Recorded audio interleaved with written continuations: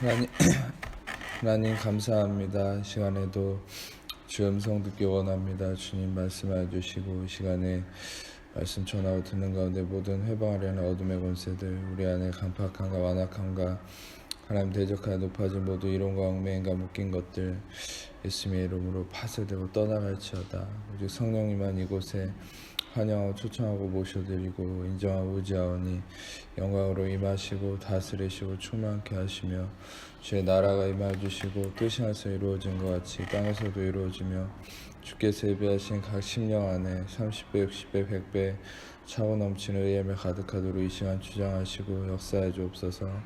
이제 빛과 구원 되신 예수님의 그 이름만 증거되고 드러나고 계시되고 나타나시기 원하오니 시간 오직 예수님 홀로 영광 받으시고 찬양 받으시며 높임 받아 주옵소서. 오직 모든 영광 예수님께만 올려드리며 예수님만을 찬양하며 경배하며 높여드리오니 예수님 홀로 영광 받아 주옵소서. 감사합니다. 예수님만을 찬양합니다. 감사합니다. 예수님만을 높여드리며 찬양합니다. 감사합니다. 주님 감사합니다. 모든 영광 예수님께만 올려드립니다. 빛과 구원 되신 예수님의 그 이름만 찬양하며 높여드리며 경배합니다. 감사합니다. 예수님만을 찬양합니다. 감사합니다. 주님 감사합니다. 영광 받아 주옵소서. 감사합니다. 모든 영광 주님께만 올려드립니다. 감사합니다. 예수님께만 모든 영광과 존귀와 찬양 올려드립니다. 감사합니다. 주님 영광 받아 주옵소서. 감사합니다. 예수님만을 높여드리오며 우리를 사랑하시는 모든 영광 주님께 올려드리며 우리 사랑하시는 예수님 이름으로 기도합니다. 아멘. 요한복음 18장 10절을 같이 보겠습니다. 요한복음 18장 10절 말씀 함께 같이 읽도록 하겠습니다. 요한복음 18장 10절 말씀. 이에 시몬 베드로가 칼을 가졌는데 그것을 빼어 대제사장의 종을 쳐서 오른편 귀를 베어버리니 그 종의 이름은 말고라.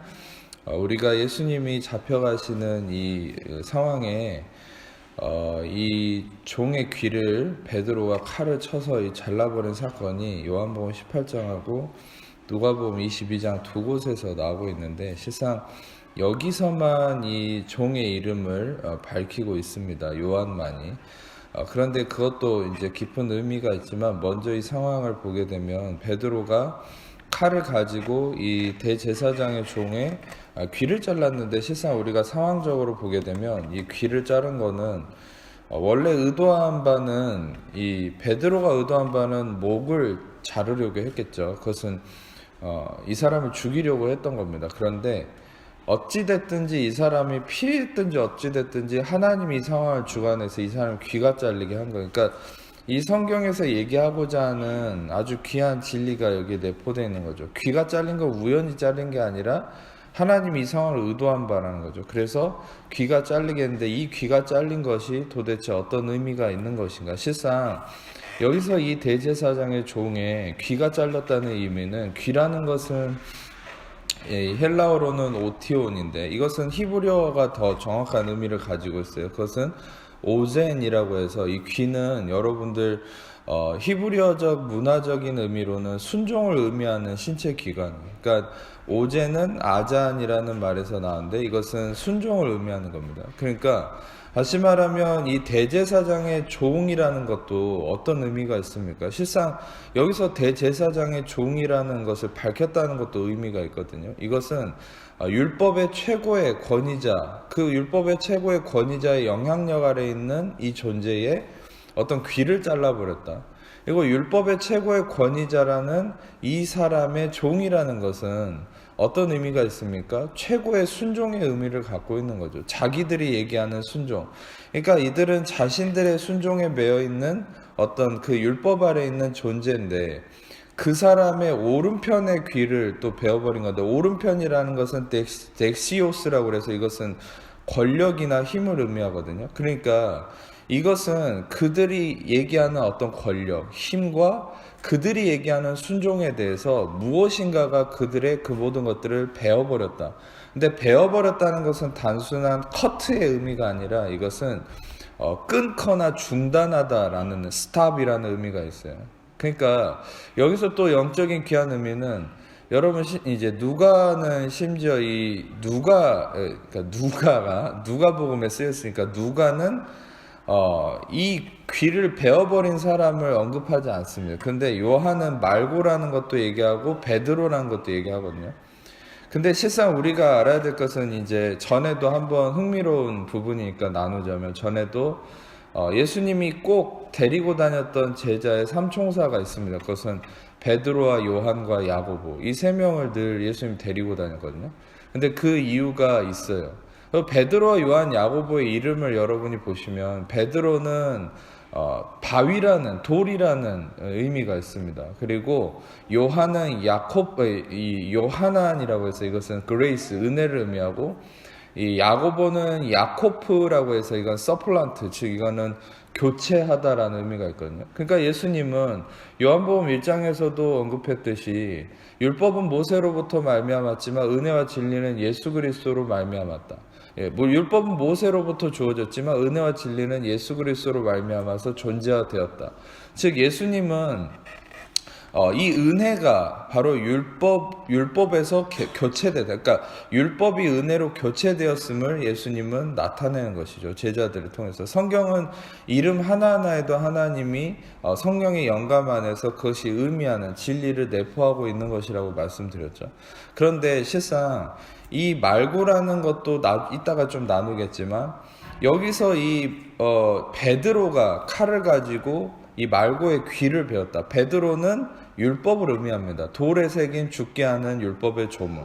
그러니까 다시 말하면 이 돌이라는 것은 어떤 율법 그 자체를 의미하는데 이 베드로가 칼을 가졌는데 또 여기에 또 의미가 있어요. 칼이라는 게 이게 마카이라라는 말인데 이거는 재판관의 수단이라는 의미가 있어요. 그리고 이거는 하나님의 말씀이라는 의미도 있습니다. 마카이라는. 그러니까 이게 우연이 아니죠. 이 베드로가 칼을 가졌다. 이것은 바로 정죄의 수단이죠. 심판의 수단이죠. 그러니까 다시 말하면 심판과 정죄의 수단은 무엇입니까? 그것은 모든 자들을 죄 아래 가두어 버린 율법을 의미하죠. 그런데 이 율법이 바로 무슨 일을 행했습니까? 바로 대제사장의 종의 귀를 잘라버린 거죠.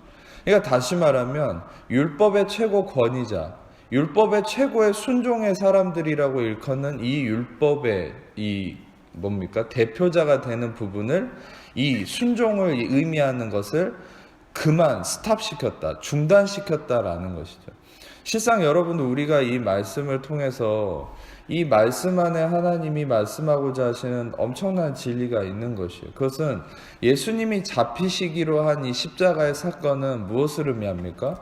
바로 율법의 마침의 시간이 이제 된 거예요.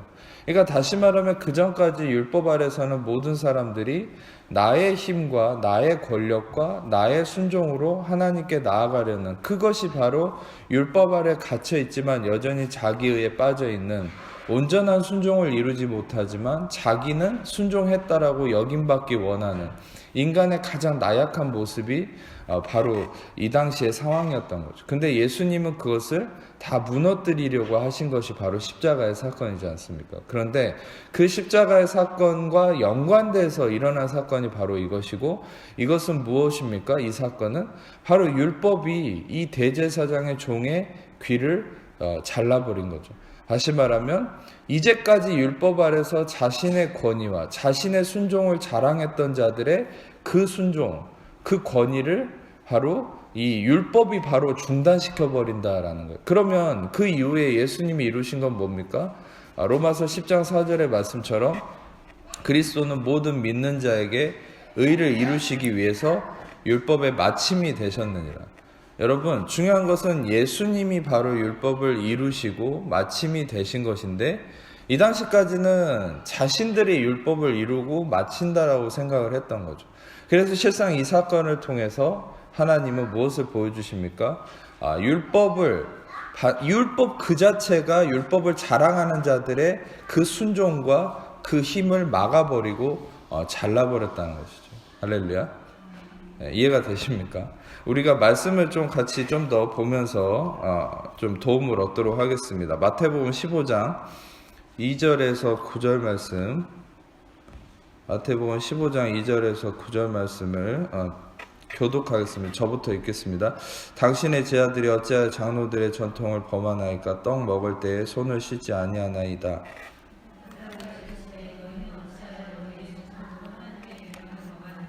하나님이 이르셨으되 내 부모를 공경하라 하시고 또 아버지나 어머니를 비방하는 자는 반드시 죽임을 당하리라 하셨거늘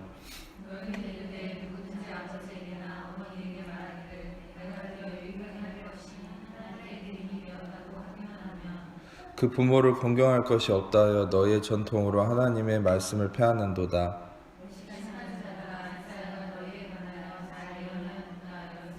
이 백성이 입술로는 나를 공경하되 마음은 내게서 멀도다.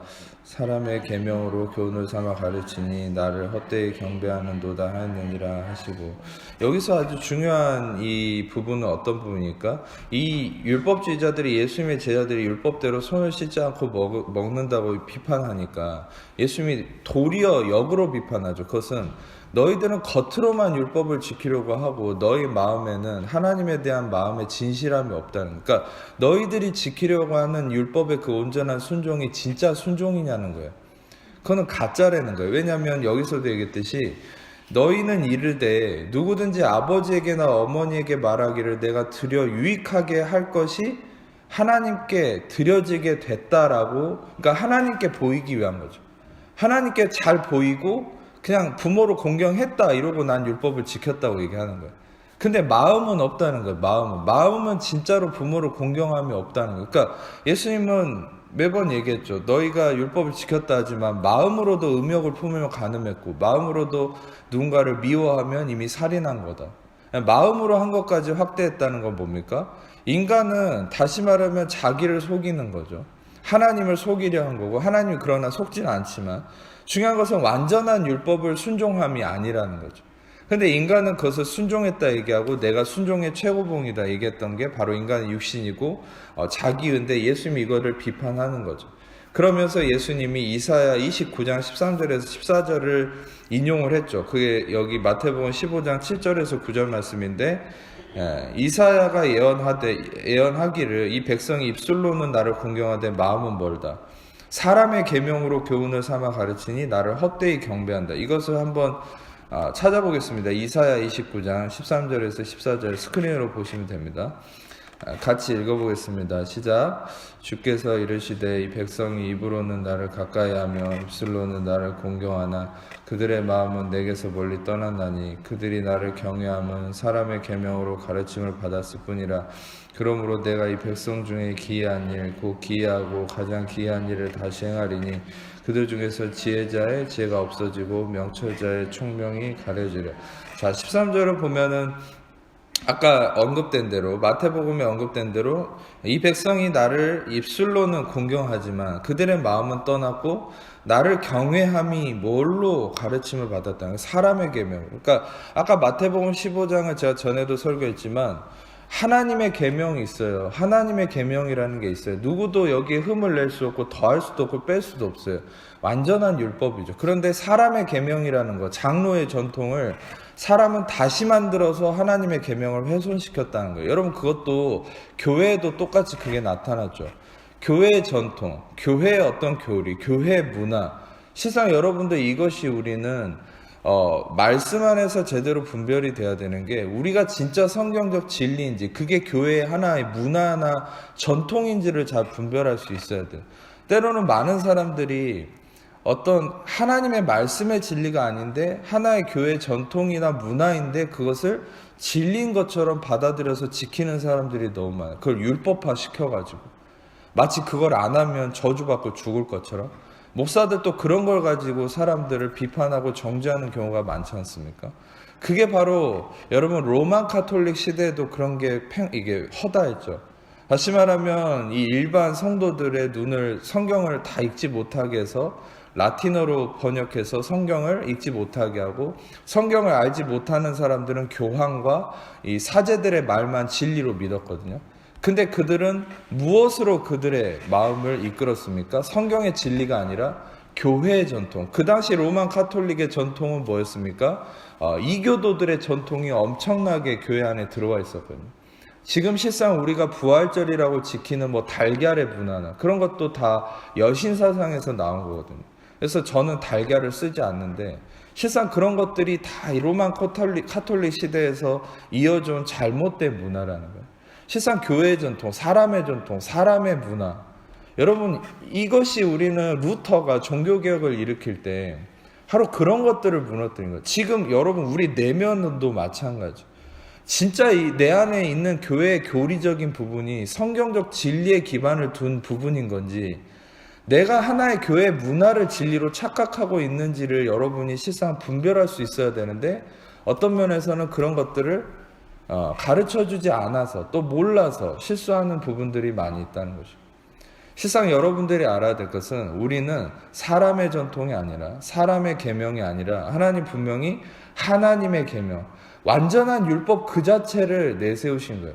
근데 문제는 뭡니까? 그 율법에 내가 이룰 수 있다고 생각한 거예요. 내 행동으로, 나의 어떠한 지킴으로, 나의 온전함으로. 그러니까 그 율법에 이룰 수 있다고 나의 순종을 의지했기 때문에 문제가 생긴 거예요. 하나님이 의도한 바는 뭐죠? 완전한 하나님의 계명 앞에서 인간이 스스로가 나는 아무것도 지킬 수 없다, 나는 실패했다라고 인정하고, 마치 예수님 앞에 나오는 죄인들처럼 나는 아무것도 지킬 수 없고 나는 실패했다라는 걸 인정하고 하나님의 의로우심과 온전한 선하심을 기대할 때 하나님은 하나님의 의로움으로 인간을 일으키시기를 원했던 거예요. 근데 인간은 어떻게 합니까? 그 완전한 하나님의 율법 앞에 자신들의 전통과 계명을 세워서 그것을 향해 달려갔던 거죠. 그게 제가 매번 얘기하지만 그게 지금의 개정된 율법 623개의 율법과 계명이라 얘기했잖아요. 그것들은 실상 온전한 하나님 주신 게 아니죠. 그것은 인간이 자기가 지킬 수 있는 수준으로 개정한 사실이 바로 그런 거라는 거예요. 그래서 여러분들 우리가 알 수 있는 것은 하나님께서는 그 율법 앞에서 인간이 실패하기를 원하셨는데 율법은 인간은 자기의 순종으로 하나님께 나아가려 했다. 그러니까 하나님은 그것을 계속 책망하신 거죠. 예수님을 통해서도 많은 선지자를 통해서도 너희가 마음이 없는데 무슨 순종이냐. 너희가 진실로 율법을 지킬 수 있다 하지만 너희들은 지킬 수 없는 거야. 근데 인간은 그걸 인정하기 싫거든요. 근데 이사야 29장 14절을 조금 더 보시면 14절을 보시면 내가 이 백성 중에 기이한 일, 꼭 기이하고 가장 기이한 일을 다시 행하리니 이게 뭘까? 이 기이한 일이 뭘까요? 히브리어로 팔라라는 말인데 이거는 놀랍고 비상하고 능력을 넘어서는 놀라운 일을 행하겠다. 여러분 실상 이사야는 어떤 구약의 복음서라고 일컬을 정도의 가장 메시아에 대한 예언이 많이 이루어진 책인데 이 이사야가 지금 여기서 얘기하는 기이함이 뭘까요? 이것은 바로 예수 그리스도에 대한 예언을 얘기하는 것이죠. 바로 이 기이함은 예수 그리스도를 나타낸. 근데 그 예수 그리스도가 오셔서 무엇을 하신다는 겁니까? 그들 중에서 지혜자의 지혜가 없어지고 명철자의 총명이 가려진다. 여러분 실상 이 말씀이 오늘 여러분이 같이 읽었던 요한복음 18장 말씀과 상통되는 말씀이에요. 다시 말하면 이 율법을 상징하는 베드로의 칼이 율법의 순종을 자랑했던 대제사장의 종의 오른편의 귀를 잘라버리는 이 상황이 뭡니까? 바로 이 기이함이, 이 예수 그리스도가 그들 중에서 지혜자의 지혜를 없애버리고 이 명철자의 총명을 가려버린다. 할렐루야. 할렐루야. 이해가 되십니까? 이것은 바로 예수 그리스도가 그렇게 하신다는 거예요. 왜냐하면 이 세상의 지혜자는, 이 세상의 총명자나 명철자는 자기의 총명과 자기의 지혜를 의지하고 나아가거든. 제가 전에도 말씀 나눴지만 예수님이 그런 말씀을 하셨죠. 하나님께 이런 기도를 하시죠. 지혜롭고 슬기로운 자들에게는 이 진리를 숨기시고 어린 아이들에게는 나타내심을 감사합니다. 왜 그런 얘기를 합니까? 왜 어린 아이들에게는 하늘의 비밀을 나타내고 왜 지혜롭고 슬기로운 자에게는 가립니까? 그것은 하나님의 지혜가 아니었거든요. 하나님의 슬기가 아니었거든요. 자기들의 순종과 자기들의 의로움으로 자기의 지혜와 명철로 하나님 앞에 나아갔던 자들, 자기의 의로 나아갔던 자들은 하나님 다 가려버리는 거예요. 다 막아버리는 거예요. 그래서 여러분 실상 이 세상의 지혜라고 얘기하는 것들, 여러분이 서점에서 읽을 수 있는 것은 참된 지혜가 아닙니다. 그건 계시된 진리가 아닙니다. 여러분들은 참된 지혜를 하나님의 말씀 안에서만 얻을 수 있는 거예요. 아멘. 그 말씀도 계시된 예수 그리스도의 진리를 깨달을 때 그 안에서 여러분 참된 지혜를 얻을 수 있어요. 실상 여러분들 우리는 진정한 지혜를 알지 못해요. 이 거짓된 지혜를 사단을 통해서 많이 잘못되게 습득하는 거죠. 그것은 세상적 지혜, 마귀의 지혜인 것이 되게 많아요. 여러분 예를 들어서 여러분 제가 전에도 단어를 하나 소개드렸지만 영어로는 미스테리, 헬라어로는 미스테리온이라는 말인데 이 미스테리온이라는 말에서 미스테리가 나왔거든요. 근데 이 미스테리온이란 말이 미스테리가 세상적 지식 안에서는 신비라는 말이죠. 근데 세상적 이 지혜 안에서는 신비라는 게 뭡니까? 사람들이 잘 알지 못하는 가려진 게 신비죠. 뭐 이상한 불가사 이런 게 신비잖아요. 근데 가려진 거예요. 세상은 가려진 거를 그냥 가려진 상태로 얘기하면서 이건 신비로운 거다, 지혜로운 거다라고 얘기해. 어찌됐든 세상 안에서는 가려진 거. 근데 성경 안에서 이 미스테리온이란 말은 원래 성경에서 나온 말인데 이 미스테리온, 이 성경 안에서 얘기하는 미스테리온은 뭐냐면 이것은 바로 가려졌던 것이 계시되고 드러난 것을 미스테리온이라고 그러거든요. 가려진 것이 드러난 게 뭡니까? 성경에서.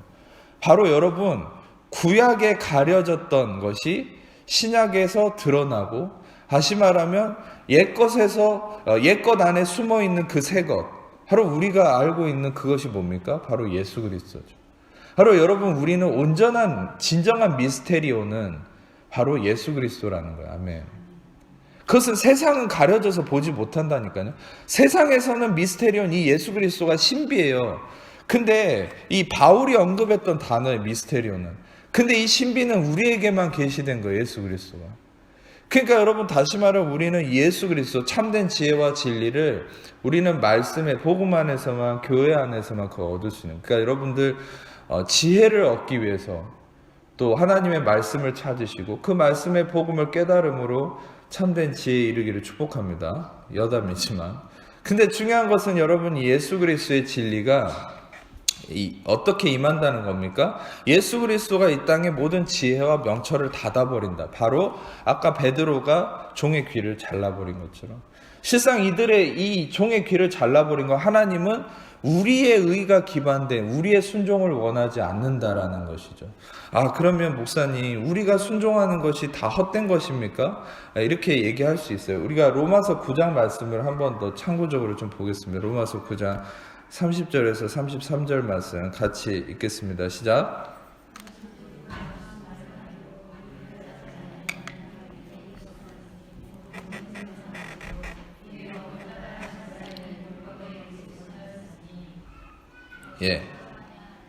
기록된 바 내가 걸림돌과 거치는 바위를 다 읽었습니까? 같이 33절 기록된 바 내가 걸림돌과 거치는 바위를 시온에 두노니 그를 믿는 자는 부끄러움을 당하지 아니하리라. 이 말씀도 여러분 참 흥미로운 것은 이 말씀은 되게 그 이방인들과 비교해서 이스라엘이 스스로가 자기만이 의에 이르렀다고 주장하는 이스라엘에게 성령의 계시 안에서 바울이 굉장히 이렇게 어떤 면에서는 안타까운 마음으로 비판하는 거죠. 그건 뭡니까? 다시 말하면 이스라엘은 뭡니까? 의를 따르지 아니한 이방인들이 의를 얻었는데 그것은 믿음에서 난 의고 31절에 의의 법을 따라간 이스라엘은 율법에 이르지 못했다. 그러니까 의의 법을 추구했지만 자기의 순종을 이루려 했지만 그들은 놀랍게 의의 율법에 이르지도 못했어요. 근데 32절에 그들이 믿음을 의지하지 않고 행위를 의지했기 때문에 부딪혔다는 거예요. 33절에 결론적으로 여러분 얘기하는 것은 이 예수 그리스도가 그렇게 걸림돌이 됐다는 거죠. 이것은 예수 그리스도를 의미하거든요. 이 걸림돌과 거치는 바위는. 여러분 중요한 것은 행위를 의지한 이스라엘은 의에 이르지 못하고 믿음을 의지한 이방인들은 의에 이르렀다. 결국 여러분 누군가의 순종, 누군가의 행함의 어떤 결과가 그들을 의에 이르게 하지 못했다. 그러면 여러분 우리는 어떻게 순종을 해야 되고 어떤 순종을 통해서 예수 그리스도께 이르러야 되는 것인가? 실상 성경에 얘기하려는 바는 바로 지금부터 얘기하는 것에 있습니다. 우리가 그 전에 고린도 후서 3장 말씀 한 번 더 보겠습니다. 고린도 후서 3장 12절에서 16절까지만 보겠습니다. 고린도 후서 3장 12절에서 16절 같이 읽겠습니다. 시작. 우리가 이 같은 소망이 있으므로 담대히 말하노니 우리는 모세가 이스라엘 자손들에게 장차 없어질 것에 결국을 주목하지 못하게 하려고 수건을 그 얼굴에 쓴 것 같이 아니하노라. 그러나 그들의 마음이 완고하여 오늘까지도 구약을 읽을 때 그 수건이 벗겨지지 아니하고 있으니 그 수건은 그리스도 안에서 없어질 것이라. 오늘까지 모세의 글을 읽을 때 수건이 그 마음을 덮었도다. 그러나 언제든지 주께로 돌아가면 그 수건이 벗겨지리라. 이 율법이죠. 수건이라는 건 율법이고 자기의예요. 그러니까 이것은 다시 말하면 이것이 아직도 벗겨지지 않아서 수많은 유대인들이 아직도 구약을 읽을 때 그 안에 구약 안에 숨겨진 참된 진리, 참된 서브스텐스 본질. 이 구약은 다시 말해 율법은 모형이거든요. 참 본질이 아니, 참 형상이 아니죠. 히브리서 10장에 얘기한 것처럼 참 형상은 예수 그리스도인데 그거를 바로 이 수건 때문에 보지 못하는 거예요. 이 수건은 바로 자기의 순종, 자기의 행위, 자기의 어떠함이에요. 이 수건이 벗겨질 때 그들은 온전히 구약을 통해서도 예수 그리스도를 보게 되고, 왜 구약이라고 언급했냐면 이스라엘은 구약만 보거든요. 신약은 우리에게만 주어졌죠. 물론 메시아닉 주들은 신약을 이렇게 히브리어로 된 신약을 읽지만 아직도 유대인들은 구약만 보거든요. 근데 그들의 어떤 수건이 벗겨질 때 구약 안에 예수 그리스도를 발견하고 그들이 예수 그리스도께 오게 될 거다. 이렇게 얘기하는데 그들의 수건이 벗겨진다는 게 뭡니까? 여기서는 이제 주님께 돌아오는 거라고 하지만 여러분 실상 아까 말씀 나눴다시피 베드로가 칼을 빼서 종의 귀를 잘라버리는 순간에 그때 그들의 수건이 벗겨지는 거예요. 할렐루야. 그들의 순종의 실패를 깨달아야 된다는 거죠. 그들의 순종이 아무것도 아님을 깨달아야 된다는 거죠. 실상 우리가 이 하나님이 원하시는 진정한 순종이 뭔지 로마서 6장 16절 18절을 같이 읽겠습니다. 로마서 6장 16절에서 18절 시작. 너희 자신을 종으로 내주어 누구에게 순종하든지 그 순종함을 받는 자의 종이 되는 줄 너희가 알지 못하느냐. 혹은 죄의 종으로 사망에 이르고 혹은 순종의 종으로 의에 이르느니라. 하나님께 감사하리로다. 너희가 본래 죄의 종이더니 너희에게 전하여 준 바 교훈의 본을 마음으로 순종하여 죄로부터 해방되어 의에게 종이 되었느니라. 이 말씀이 정확하게 얘기하는 바는 누구든지, 그러니까 16절의 전반부는 어떤 하나의 예시를 얘기한 거예요. 진짜 우리가 그렇게 된다는 게 아니라 너희 자신을 종으로 내주면 누군가의 종이 되고 누군가의 다스림을 받는 건데 죄의 종으로 사망에 이르고 어떤 한편은 순종의 종으로 의에 이르렀다. 근데 이 죄의 종이라는 게 누구냐? 이제 결론적으로 말씀드리면 죄의 종은 모든 죄의 이 대표자인 아담이죠. 그리고 아래 순종의 종은 예수 그리스도. 그래서 아담으로 말미암아 사망에 이르고 순종의 종이신 예수님으로 말미암아 우리는 의에 이른다. 의의 에이스, 헬라어로 해서 의의 안에 거한다라는 거거든요. 근데 17절을 보면 하나님께 감사하리로다. 너희가 본래 죄의 종이더니 본래 아담으로 말미암아 우리는 죄의 종이었다는 거죠. 근데 너희에게 전하여 준 바 교훈의 본을 마음으로 순종하여. 여러분 여기서 여러분들이 한 가지 잘 분별해 하셔야 됩니다. 성경을 되게 논리적으로 생각할 수 있어야 돼요. 단어 하나하나를. 여러분 솔직히 여기서는 아담의 죄 때문에 모두가 죄인이 되었다고 그러면 조금 성경을 다른 데를 좀 참고해 보도록 하겠습니다. 일단 로마서 5장 12절을 한번 같이 좀 읽어볼게요. 로마서 5장 12절 같이 읽겠습니다. 시작. 그러므로 한 사람으로 말미암아 죄가 세상에 들어오고 죄로 말미암아 사망이 들어왔나니 이와 같이 모든 사람이 죄를 범하였으므로 사망이 모든 사람이 이르느니라. 이거 잠깐 설명드리면은 다시 말하면 아담 때문에 죄가 세상에 들어오고 죄 때문에 사망이 왔잖아요. 근데 성경은 뭐라고 했냐면 이와 같이 likewise, 그러니까 앞절과 이코르가 된 거야. 앞절과 똑같이. 그건 뭡니까? 모든 사람이 죄를 범하였다. 그러니까 전에도 나눴지만 내가 죄를 지은 게 아니래도 아담 때문에 죄인이 되는 거예요. 그러니까 죄 지은 게 된 거예요. 그러니까 대표성의 원리죠. 실상 이 원리를 잘 기억하셔야 돼요. 로마서는 이 원리를 가지고 논지를 계속 펴는 거예요. 그 다음에 로마서 5장 18절에서 19절입니다. 같이 로마서 5장 18절에서 19절 같이 읽겠습니다. 시작.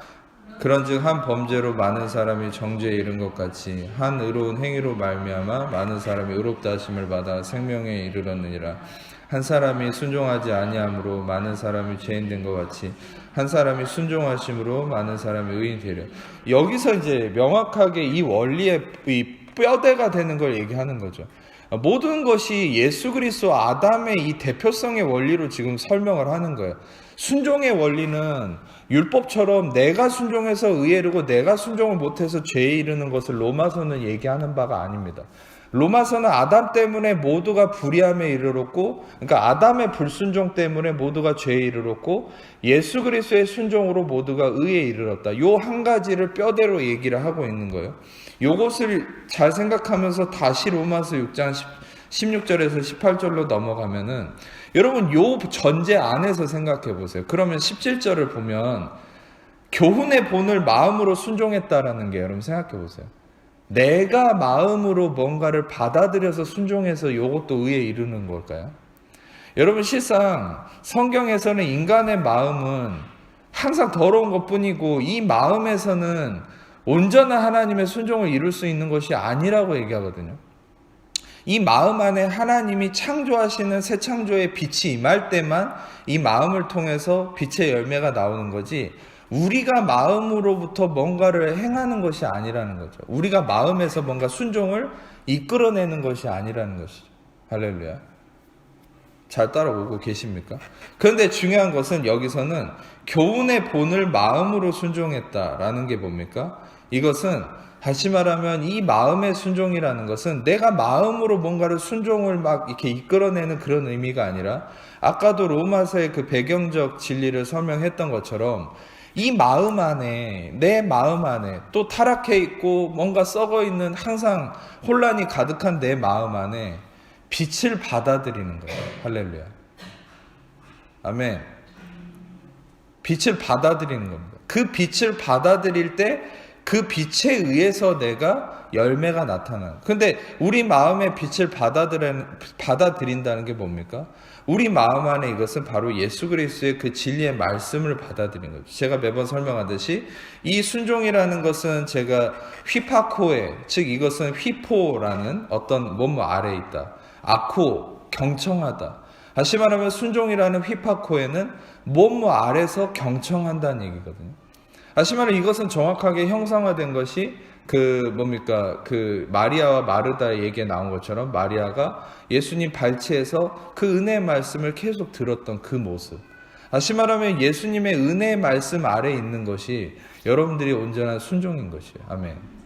여러분들의 이 마음 안에 타락해 있고 늘 썩어갈 수밖에 없고 늘 황폐해져 있는 내 마음 안에 그리스도의 은혜의 말씀이 채워지는 것이, 그게 바로 교훈의 본을, 이 교훈의 본이라는 게 뭐겠어요?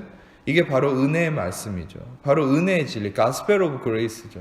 Word of Grace죠. 다시 말하면 은혜의 복음을 마음으로 순종, 즉 내 마음 안에 은혜의 말씀을 채워가는 거예요. 은혜의 말씀을 늘 들이붓는 거예요. 할렐루야. 이 말씀이 들이부어지는 게 바로 마음의 순종이고, 이 마음의 순종을 통해서 죄로부터 해방되어 의에게 종이 되었네. 실상 그래서 로마서 이 뒤에도 그런 말씀을 계속 얘기하죠. 로마서 10장에 믿음은 들음에서 나고 들음은 그리스도의 말씀으로 말미암았느니라. 마음으로 믿어 의에 이르고 입으로 시인해서 구원에 이른다. 다시 말하면 여러분 중요한 것은 이 믿음은 들음에서 난다는 거죠. 우리 마음 안에 예수 그리스도의 은혜의 말씀을 들음으로 온전한 순종이 그것을 통해서 표출된다라는 거예요. 할렐루야. 이것이 바로 율법의 순종과는 완전 다른 개념인 거죠. 신약에서의 순종은 내가 마음으로 뭔가를 이끌어내고 내 행위를 채찍질해서 이루어내는 순종이 아니라, 바로 여러분 말고의 귀가 잘린 게 그런 의미인 거예요. 그런 순종을 하나님 더 이상 원하지 않는다는 거예요. 지금 실상 많은 교회들이 그런 순종 안에 취했기 때문에 잘못된 열매들이 계속되고 있는 겁니다. 교회 안에서. 그런 썩은 열매인 거죠. 나의 순종으로 인한 열매인 거예요. 여러분 중요한 것은 우리는 하나님의 은혜의 열매로 인한 엄청난 하나님의 혁명적 개혁이 기다리고 있어요. 실상 제가 하나님 주신 마음으로는. 그것은 뭡니까? 은혜의 순종이, 은혜의 말씀으로 인한 온전한 마음의 순종이 우리 안에 일어날 때 교회는 다시 엄청난 놀라운 열매가 일어날 수 있어요. 그것은 뭡니까? 이것은 나의 어떤 행위로 인한, 나의 어떤 육체적 어떤 이 열심으로 인한 순종이 아니라 은혜의 말씀이 나를 다스림으로 인한 이 표출됨으로 인한 순종인 거죠. 그러니까 여러분 제가 좀 쉽게 비유하자면 여러분 쥐어 짜냄으로 인한 순종이 아니라 흘러 넘침으로 인한 순종이 되기를 원하시는 거예요. 할렐루야. 이 의미가 이해되십니까? 제가 다시 한번 설명드리면 우리는 은혜 아래서 하나님 우리에게 원하시는 것은 율법 아래 있는 사람들은 자기를 쥐어 짰거든요. 지금 유대인들도 여전히 그렇게 살고 율법에 매여있는 행위 중심적인 신앙인들 다 자기를 쥐어 짜요. 그러니까 지치는 거예요. 그러니까 하나님과 멀어지는 거예요. 그러니까 마귀의 밥이 되는 거예요. 근데 쥐어 짜냄이 아니라 나의 안에 계속 하나님의 은혜 진리를 채우는 거예요. 채워서 그게 흘러 넘침으로 하나님의 열매가 나타나는 삶. 그것이 하나님이 원하는 삶이라는 거예요. 아멘. 그래서 실상 여러분들 유대인들에게도 하나님은 샤마 계속 들으라고 그랬어요. 들으라고 했어요. 심지어 율법 자체도 들으라고 했어요. 물론 그 율법 자체 신명기 6장 4절에 얘기하는 율법 자체를 들으라는 이유는 그걸 잘 듣고 지키라는 게 본질의 의미는 아니에요. 그걸 잘 듣고 너희의 의가 아닌 하나님의 의만이 너희를 구원할 수 있다는 걸 깨달으라는 건데 실상 구약에서는 모두가 제가 저번 설교 때 얘기했잖아요. 2년 때 가데스 바네아에서 10명의 정탐꾼 보내놓고 그거 하나님 준 약속의 땅 받지도 못하고 38년을 더 헤매고 40년을 더 헤매고 나서도 그들은 여전히 눈과 귀가 가려지고 마음으로 깨닫지 못해서 하나님을 제대로 알지 못했어요. 실상 40년 이후에 약속의 땅에 들어갔다고 해서 여러분 그들이 깨달은 게 아닙니다. 하나님이 약속을 했기 때문에 들어가게 한 거예요. 그 약속이 뭡니까? 너희들은 이 지금 세대는 다 죽고 다음 세대만 들어갈 거다. 그래서 다음 세대가 됐을 때 약속에 의해서 들어간 거지 그들이 눈과 귀가 열려서 들어간 건 아니에요. 여러분 근데 실상은 여러분 이 말씀 하나 더 참고로 보겠습니다. 사도행전 28장 말씀 23절에서 28절입니다. 사도행전 28장 23절에서 28절 같이 읽어보겠습니다. 시작.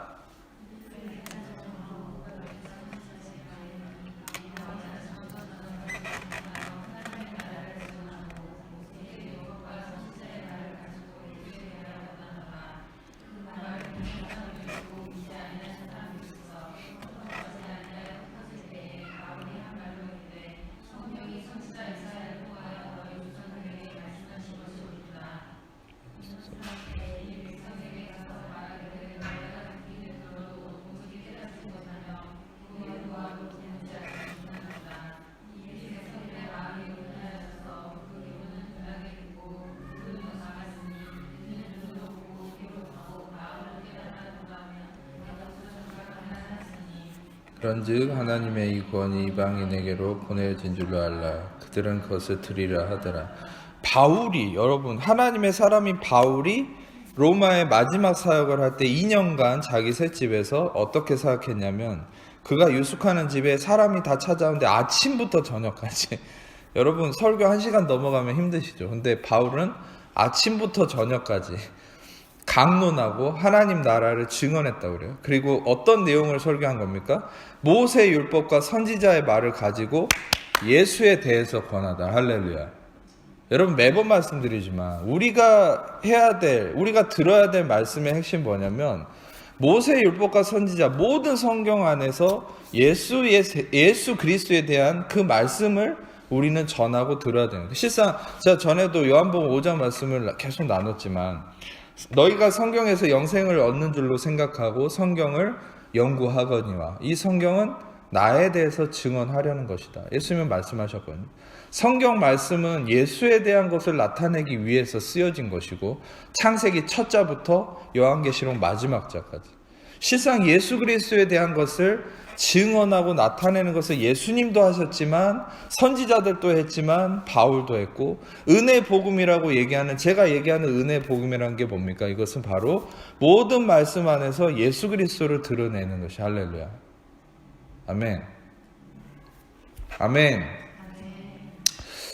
예. 그래서 여러분 중요한 것은 여기서 이 바울은 예수에 대해서 율법과 선지자의 말을 가지고 권했는데 재밌는 것은 그 말을 믿는 사람도 있고 믿지 아니하는 사람도 있고 흩어졌다고 얘기하죠.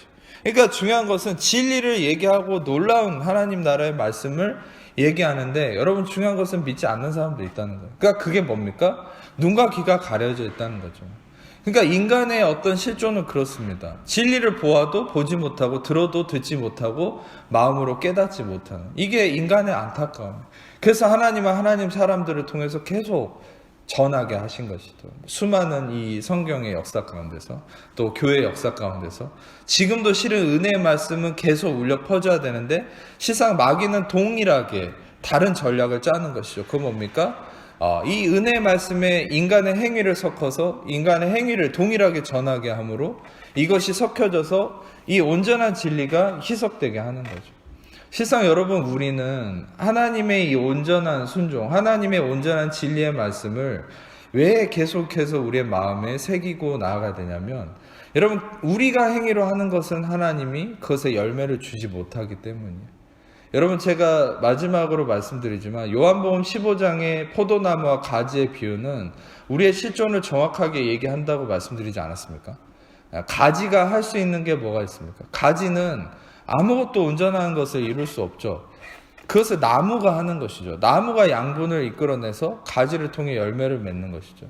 여러분, 중요한 것은 가지는 오직 붙어 있는 것입니다.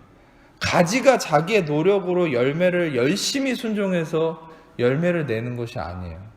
실상 여러분, 이 가지라는 것도 우리가 어떤 소나무나 이런 나무를 생각하시면 안 돼요. 정확한 비유는 예수님 포도나무를 비유했잖아요. 포도나무의 가지는 얼마나 연약한 줄 아십니까? 포도나무의 가지는 몸통이 이렇게 뻗어 있는 게 아니에요. 그 등나무처럼 이렇게 서로 얽혀 있어요. 얇은 것들이. 그러니까 이 포도나무의 가지는 특히나 더 연약한 겁니다. 그러니까 여러분, 우리는 그만큼 연약한 가지 같다고 예수님이 비유한 거죠.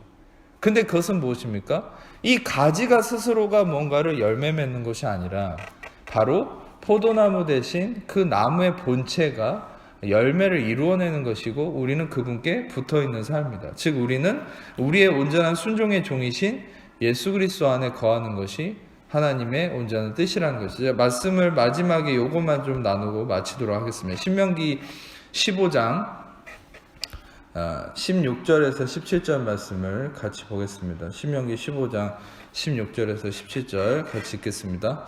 종이 만일 너와 내 집을 사랑함으로 너와 동거하기를 좋게 여겨 내게 향하여 내가 주인을 떠나지 아니하겠노라 하거든 송곳을 가져다가 그의 귀를 문에 대고 뚫으라. 그리하면 그가 영구히 내 종이 되리라. 내 여종에게도 그와 같이 하지라. 전에 설교 시간에 나눴던 말씀이지 않습니까? 실상 이 신명기 15장의 이 종, 다시 말하면 이 종은 희년을 맞아서 떠나도 되는데 주인을 좋아하고 사랑해서 그에게 귀속되고 싶어서 그에게 행하는 어떤 이 율법적 원리가 뭐죠? 그의 귀를 문에 대고 뚫는다는 거죠. 근데 여기서 제가 히브리어적 의미를 설명을 해드렸죠. 귀라는 것은 아까도 얘기했듯이 순종을 의미합니다. 이 귀를 문에 대고 뚫었다. 나탄이라는 히브리어인데 이거는 건네주다, 주다. 이거는 좀 더 깊은 의미로 구원하고 지불한다는 의미가 있어요. 다시 말하면 이 종이 행하는 이 의미가 뭡니까? 나의 순종을 주인에게 지불하고 준다는 거죠. 다시 말하면 여러분, 우리는 예수님이 우리에게 어떻게 하셨는지를 아셔야 돼요. 예수님은 철저하게 순종의 종으로 오셨고 그분의 순종을 지불하셨습니다. 우리의 순종을 1차적으로 요구하신 것이 아니에요. 예수님은 자신의 순종을 하나님께 내어드리셨습니다. 자신의 생명도 내어주셨습니다. 예수님의 온전한 순종이 지불되었을 때 우리가 불순종했음에도 그분의 순종의 열매가 뭡니까? 영생이고 생명이고 의로움이죠. 그래서 우리는 그분의 순종 때문에 우리는 의와 생명과 그 열매 아래 이르게 된 것입니다. 아멘. 여러분, 우리는 알아야 될 것은 예수님의 순종으로 우리가 의에 이르게 된 것입니다. 그래서 여러분, 이 종은 어떻게 됩니까? 문에 귀를 대고 뚫어서 영원히 그 종에게 귀속된다. 여러분, 예수님은 요한계시록에 금띠를 띠고 계신다고 하거든요. 요한계시록에. 여러분, 그 종은 항상 띠를 띠고 있어요. 예. 근데 예수님은 금띠를 띠고 있습니다. 요한계시록을 보면. 지금 하나님 나라에도, 여러분 안에서도. 근데 그것은 무엇을 의미합니까? 그것은 의로움의 종이다. 바로 의의 종으로서 영원히 여러분을 섬기기 위해서 늘 여러분을 섬기는 분이 바로 예수 그리스도라는 거예요. 할렐루야. 우리가 왜 온전한 순종을 하는 것이 힘드냐? 예수님이 나를 섬기고 있다는 걸 깨닫지 못해서 그래요. 항상 나만 하나님을 섬긴다고 생각하는 거예요. 나만 이웃을 섬긴다고 생각하는 거예요. 율법적으로 내가 그렇게 해야 된다고 생각하는 것에 지쳐 있는 거예요. 아니요. 예수님이 온전한 종으로서, 여러분, 예수님이 잡히시던 그 밤에 자신이 제자들의 발을 씻어줄 때 수건을 허리에 두르고, 그게 바로 종의 모습이에요. 마가복음을 보세요. 마가복음은 Divine Servant, 즉 거룩한 종으로서 오신 예수님을 의미하는 책이거든요. 그러니까 끊임없이 병을 고치고 일만 합니다. 마가복음을 보면 그 바로 끊임없이 쉬지도 않고 우리를 섬기시는 예수님의 모습을 나타내요. 성경에서는 이스라엘의 하나님은 졸지도 않고 주무시지도 않는다. 하나님, 바로 예수 그리스도는 여러분들을 끊임없이 섬기는 분이다. 다시 말하면 여러분, 우리는 그분이 나를 섬긴다라는 이 믿음 안에 있을 때 우리는, 여러분, 그것에 힘을 얻어서 여러분도 온전한 순종의 열매를 이룰 수 있다는 거예요. 1차적으로 내가 순종을 이끌어내려는 것을 여러분 스탑하시기 바랍니다. 내가 뭔가를 순종하기로 막 노력하지 마십시오. 그 전에 예수님이 나를 위해서 온전한 순종의 종이 되시고 그분의 순종을 나에게 주셨고 그분의 순종의 대가지불로 내가 의에 이르렀음을 깨달으십시오. 듣고 깨달으십시오. 할렐루야. 마태복음 15장의 말씀처럼 예수님이 아까 그 말씀 읽어보면 듣고 깨달으라 그러거든요. 여러분들은 예수님의 순종으로 순종의 열매에 이를 수 있어요. 여러분, 우리가 먼저 해야 될 것은 예수님이 얼마나 위대한 순종의 본을 보이셨는지, 예수님 그분이 얼마나 위대한 순종의 종이셨는지 그 예수님에게 초점을 맞추는 거예요. 그 예수님이 지금도 여러분을 섬기고 있습니다. 나는 내 남편도 나를 안 도와주고, 또 그 남편들, 나는 내 아내가 이렇게 나를 안 섬겨준다. 그 이전에 예수님이 여러분을 섬기고 계심을 보십시오. 자녀들은 왜 이렇게 부모님은 나를 안 도와줄까? 또 부모는 왜 내 자녀는 그렇게 나를 안 도와줄까? 아니요. 예수님이 여러분을 돕고 계시고 예수님이 여러분을 늘 섬기고 계심을 바라보십시오. 그것이 진리입니다. 아멘. 그 진리 안에서 여러분 자유함을 누리는 거예요. 그 참된 진리 안에서 여러분 예수님의 순종이 여러분의 참된 순종의 열매로 여러분들을 통해서 하나님의 아름다운 열매가 가득 되시기를, 또 의의 열매가 가득 차오르시기를 축복합니다. 기도하겠습니다. 주님, 감사합니다. 이 시간에 말씀을 통하여서 참된 순종의 종이 되신 예수 그리스도의 진리 안에서 우리가 우리의 행함으로 인한 열매가 아닌 바로 예수 그리스도에 인한 순종의 열매로 우리가 의에 이르게 되었고, 또 그것으로 말미암아서만이 우리가 우리의 모든 삶을 통해 생명의 열매가 이루어질 수 있음을 알게 하시니 감사합니다. 계속적으로 우리의 영원한 순종이 되시고 우리를 영원히 섬기고 계시는 그 예수님을 바라보면서 그 예수님 안에서 참된 순종의 열매를 맺어가는 우리 모든 성도님들 되도록 축복하시고 함께하여 주옵소서. 감사드리며